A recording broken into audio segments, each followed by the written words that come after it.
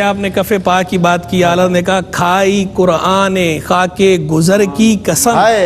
اس کفے پا کی حرمت پہ لاکھوں سلام۔ کھائی قرآن خاکے گزر کی قسم، اس کفے پا کی گزر کی قسم، اس کفے پا کی حرمت پہ لاکھوں سلام۔ قربان جائیں ہم اس کفے پا پہ، ہم قربان، ہمارے ماں باپ قربان۔ آمین۔ اب آئیے آپ اس بات کی طرف کہ نظم اور نثر کے اندر تعریف کی طرف، تو دیکھیں سب سے پہلی تعریف، ایک تو تعریف ہے ان لوگوں کی کہ جن لوگوں نے سن کے تعریف کی،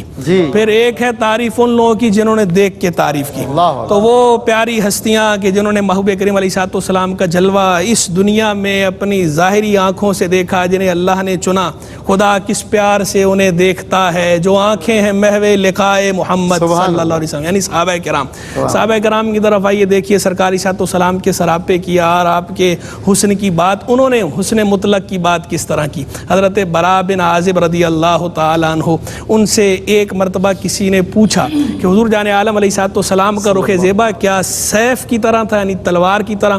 تو اب اس کا مقصود یہ تھا کہ جیسے تلوار سفید ہوتی ہے، چمکدار ہوتی ہے، روشن ہوتی ہے، تو کیا حضور کا چہرہ بھی ایسا ہی تھا؟ تو اب جواب کیا بنتا تھا؟ جواب یہ بنتا تھا، کہہ دیتے ہاں ایسا ہی تھا، لیکن انہوں نے اس طرح نہیں، وہ مرید کامل تھے، سرکار علیہ السلام کے حاضر باش تھے، تربیت یافتہ تھے، حضور کو دیکھنے والے تھے۔ وہ کیا کہتے ہیں، ان کا حسن ادب دیکھیے، وہ کہتے ہیں لا بل مثل القمری، حضور جان عالم علیہ السلام کا جو رخ زیبا تھا وہ سیف کی طرح نہیں تھا، وہ قمر کی طرح تھا، مثل القمری، وہ چاند کی طرح تھا۔ کیوں؟ اس لیے کہ جو تلوار ہوتی ہے نا وہ لمبوتری ہوتی ہے، تو اب اگرچہ روشنی میں اور چمک کے اندر تو اس کے ساتھ تشبیہ درست تھی، لیکن ایک پہلو یہ نکل سکتا تھا کہ لمبوترا چہرہ تھا، تو انہوں نے اس لیے اس تشبیہ کو پسند نہیں کیا اور کہا کہ اس کی طرح نہیں بلکہ چاند کی طرح تھا، کہ جب چاند سے تشبیہ دی جاتی ہے تو ہمیشہ کمال ہی کا خیال آتا ہے، حسن ہی کا خیال آتا ہے، نقص کا خیال نہیں آتا اس تشبیہ کے اندر۔ یہی حضرت براء بن عازب رضی اللہ تعالیٰ عنہ یہ کہتے ہیں، ما رأیت شیئا قط احسن منہ، میں نے کبھی حضور جان عالم علیہ السلام سے حسین کوئی شے نہیں دیکھی۔ انسان نہیں کہا، کوئی شے حسین نہیں دیکھی، شے کے اندر عموم ہے،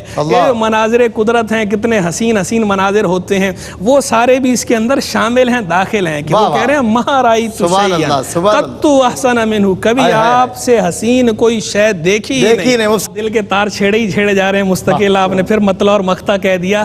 کہتے ہیں مطلع ہر سعادت پہ اسعد درود، مقطع ہر سعادت پہ لاکھوں سلام۔ کیا بات ہے! مطلع اور مقطع کا استعمال دیکھیں، حسن استعمال دیکھیں، یہ حسن استعمال، مطلع ہر سعادت پہ اسعد درود، مقطع ہر سعادت پہ لاکھوں سلام۔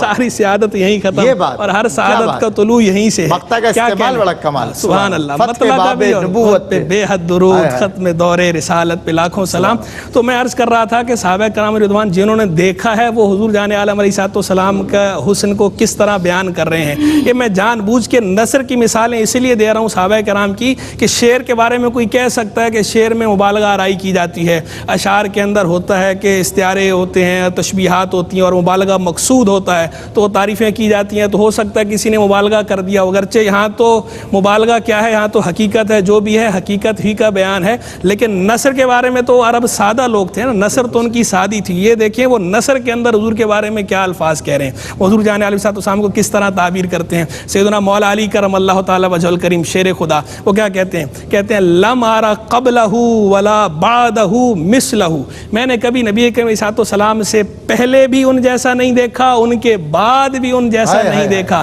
بس بیان کرتے ہیں تو کہتے ہیں اجود الناس صدرا، اصدق الناس لہجہ، الین الناس اریکا۔